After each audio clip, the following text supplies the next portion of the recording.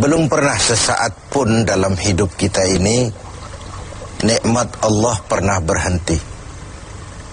Sejak kita bangun tidur sampai kita tidur kembali, bahkan tidur itu sendiri seluruhnya merupakan nikmat dari Allah. Terhadap nikmat yang sedemikian banyak itu, yang jikalau kita akan mencoba menghitungnya, sungguh kita tidak akan pernah sanggup menghitungnya. Allah cuma minta satu: syukuri nikmat itu. La in syakartum la azidannakum wa la in kafartum inna azabi lasyadid. Kalau kamu bersyukur, aku tambah nikmatku kepadamu. Kalau kamu ingkar, tidak pandai bersyukur, awas loh, azabku itu pedih. Jadi kalau kita mau ambil mafhum dari ayat ini, nikmat bisa berubah menjadi azab kalau kita tidak pandai mensyukurinya. Nikmat bisa berubah menjadi azab kalau kita tidak pandai mensyukurinya. Nikmat apapun itu. Sehingga boleh jadi orang kaya bisa saja masuk surga karena hartanya. Dan orang kaya pun tidak jarang yang masuk neraka juga karena hartanya. Syukur apa tidak syukur.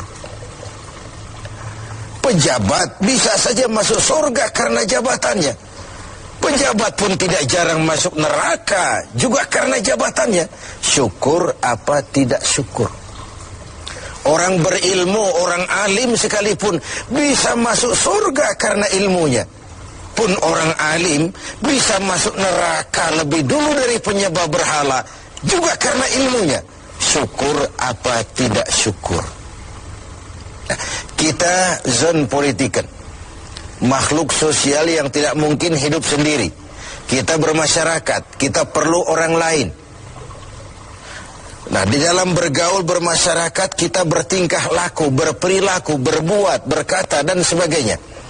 Apapun perilaku kita di masyarakat pasti punya dampak bagi orang lain, bagi masyarakat sekitar kita, mungkin juga bagi lingkungan di mana kita hidup, di lingkungan di mana kita tinggal. Nah, dampak inilah yang sering kita tidak perhatikan, bahwa pada dasarnya tidak ada kebebasan mutlak. Kebebasan kita dibatasi kebebasan orang lain. Satu contoh yang gampang. Saya beli radio pakai uang saya. Saya setel di rumah saya sekeras-kerasnya. Lalu saya ngomong, radio saya, yang beli saya, pakai uang saya setel di rumah saya, sekeras-kerasnya, gak ada urusan sama orang lain. Itu sikap yang tidak mempedulikan lingkungan. Padahal tetangga saya sebelah juga boleh ngomong begitu. Kata tetangga saya, ini kamar saya. Saya tidur di dalamnya. Mata saya yang ngantuk saya. Kenapa suara radio kamu masuk ke kamar saya? Nah, ketika itu kebebasan saya menyetel radio dibatasi oleh kebebasan tetangga saya yang mau tidur. Disinilah terjadinya sikap saling menghormati, sehingga perilaku kita terkendali. Nanti akan kita bicarakan bagaimana pengaruh puasa dalam hal mengendalikan perilaku kita sebagai manusia. Sebelum kita lanjutkan bincang kita tentang pengendalian perilaku oleh ibadah puasa, mungkin di antara adik-adik kita yang hadir ada yang akan mengajukan pertanyaan lebih dulu. Saya persilakan. Siapa? Assalamualaikum warahmatullahi wabarakatuh. Waalaikumsalam warahmatullahi wabarakatuh. Saat ini di negara kita banyak terjadi bencana. Bagaimana menurut pandangan agama? Ya, sesuatu yang aktual, tetapi mungkin nanti dari pembicaraan ini akan runtun mengarah kepada jawaban atas pertanyaan tadi, karena saya lihat ada sinkronnya, ada kesinambungan. Begini, tadi di awal pembicaraan kita membicarakan ayat, kalau kamu bersyukur aku tambah nikmatku kepadamu. Kalau kamu ingkar, awas, azabku itu pedih. Nah, kita bangsa Indonesia ini oleh Allah dikaruniai sebuah negara yang istilah Al-Quran itu baldatun thayyibah. Sebuah negeri yang begini subur. Buminya, di atas perut bumi kita segala pohon hidup. Di bawah perut bumi kita ada gas, ada minyak, ada batu bara. Laut kita yang merupakan 2/3 negeri ini, pasir lautnya saja bisa dijual menimbun Singapura sana. Ada minyak lepas pantai, ikan kita luar biasa, sehingga negeri-negeri lain sering menangkap ikan di perairan Indonesia. Kemudian hutan kita jutaan hektar. Laut kita kaya, bumi kita kaya, hutan kita kaya. Tetapi rakyat kita masih belum bisa lepas dari kesulitan. Timbul pertanyaan, selama ini kita diberikan hutan yang begitu luas jutaan hektar, apa kerja kita? Nebangin doang, nggak pernah nanemin lagi. Terjadi pengundulan hutan di mana-mana. Yang namanya illegal logging, tidak ngerti juga kita. Penebangan liar itu kok bisa ratusan kubik seperti itu. Akibatnya apa? Tanah longsor, banjir melanda, terjadi pengundulan. Akibat ulah yang kita lakukan sendiri.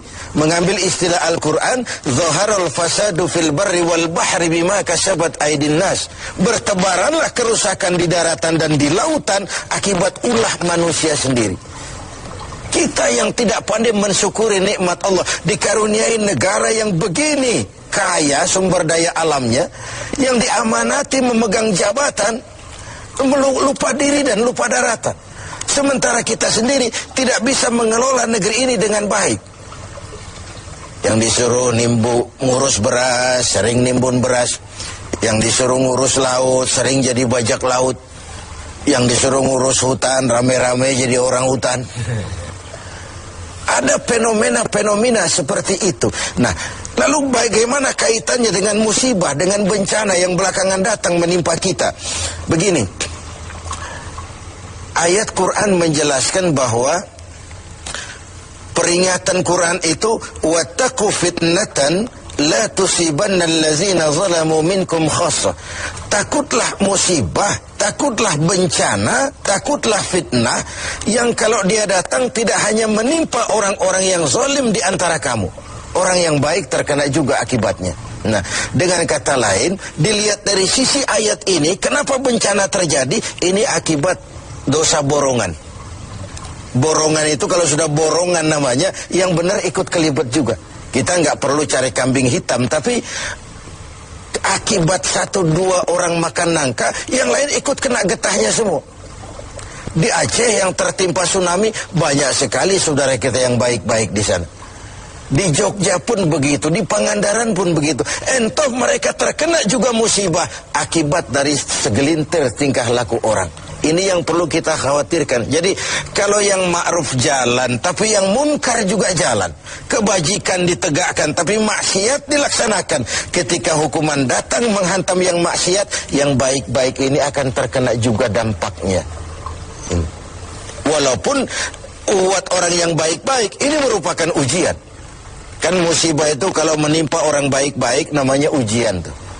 Kalau musibah menimpa orang setengah baik itu 50-50. Di golongan yang sholat rajin, maksiat tekun. Sedekah mau tapi korupsinya lebih gede dari sedekahnya. Cuma lipstik aja ngumpetin korupsinya, dia sedekah. Kemudian yang model seperti ini kalau terkena musibah, itu teguran namanya, bukan ujian. Sebaliknya kalau orang jahat terkena musibah, itu persekot itu, DP. Nah, ini merupakan harus jadi renungan buat kita semua tanpa sekali lagi perlu mencari kambing hitam. Mari sama-sama kita melakukan introspeksi. Berangkat dari ayat yang kita bicarakan sejak awal tadi, nikmat bisa berubah menjadi azab kalau kita tidak pandai mensyukurinya.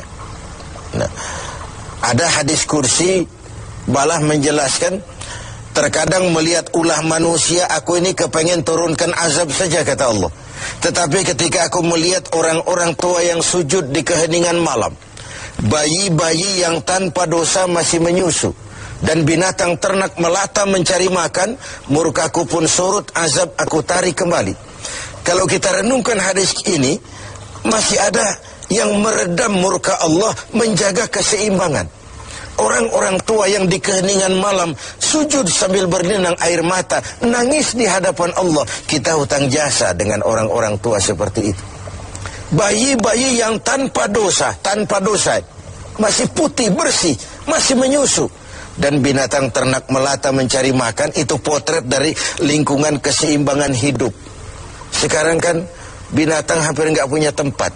Kita baca dalam berita itu bagaimana di Pekanbaru sana gajah nyasar ke kota karena hutan kebakar. Ya. Air kita nggak berikan tempat, lalu ngayap kemana-mana, masuk ke lingkungan penduduk. Sesuatu yang dulu air ada tempatnya, sekarang semua buat manusia. Sehingga ketika air datang, mana nyasar dia ke tempat kemana-mana. Ini sebuah potret bahwa kalau masih ada orang-orang yang sujud kepada Allah tengah malam sambil berlinang air mata, masih ada putra-putra bersih tanpa dosa, masih terjaga lingkungan hidup, bencana tidak akan sebanyak ini. Tapi yang terjadi adalah sebaliknya. Yang diajarkan itu orang tua tengah malam sujud, bayi tanpa dosa menyusu. Nah sekarang akibat terjadinya pergeseran nilai, bayi tanpa dosa sering dibuang ke tempat sampah, sementara orang-orang tua tengah malam rebutan nyusu. Ini kan sebuah kesalah setelan dalam menjalani kehidupan ini. Oleh karena itu, menghadapi banyaknya musibah, menghadapi banyaknya bencana, kita tidak perlu mencari kambing hitam, tapi mari melakukan introspeksi. Kalau diuji, kita bukan saja harus sabar, tapi harus lulus. Nah, kalau ditegur, kita harus berani introspeksi, memperbaiki yang kurang, dan mengurangi yang memang berlebihan. Mudah-mudahan musibah yang banyak menimpa negeri kita belakangan ini adalah teguran. Syukur-syukur kalau dia ujian. Dan sekali lagi, bukan saja kalau diuji kita harus sabar, tapi juga harus lulus.